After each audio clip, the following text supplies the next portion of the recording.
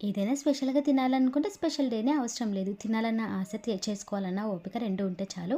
ఈరోజు నాకు ఆ 2 ఉన్నాయి కాబట్టి నేను జిలేబీ అయితే చేసుకుంటున్నా. దానికోసం 2 కప్పుల పంచదార, 1 కప్పు నీళ్ళు తీసుకొని ఇలాచి కూడా దంచి దాంట్లో ఏసుకోవాలి. కాస్తంత ఫుడ్ కలర్ కూడా ఏసుకొని దాన్ని పాకంలో అయితే చేసుకోవాలి.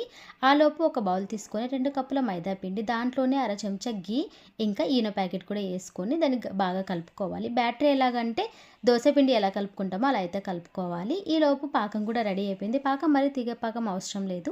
కాసంత గట్టి పడితే చాలనమాట. సో, ఇప్పుడు ఈ కలిపెట్టుకున్న బ్యాటర్‌ని ఈ డబ్బాలో అయితే యేసుకొని మరుగుతున్న ఆయిల్‌లో చుట్టల్లాగైతే యేసుకోవాలి. ఇలా యేసుకున్న తర్వాత కాస్తంత కలర్ చేంజ్ అయిన తర్వాతకి మనం పట్టి పెట్టుకున్న పాకంలో ఈ చుట్టలనైతే యేసేసుకొని కాసేపు తర్వాత తీసుకొని ప్లేట్‌లోకి సర్వ్ చేసుకుంటే అయిపోతుంది. క్రిస్పీగా, జ్యూసీగా, స్వీట్‌గా ఉండేటువంటి జిలేబీలైతే రెడీ అయిపోయి టేస్ట్ మాత్రం చాలా బాగున్నాయి. మీరు కూడా ట్రై చేయండి. వీడియో నచ్చినట్లయితే లైక్ చేయండి. సబ్స్క్రైబ్ చేసుకోవడం మర్చిపోకండి.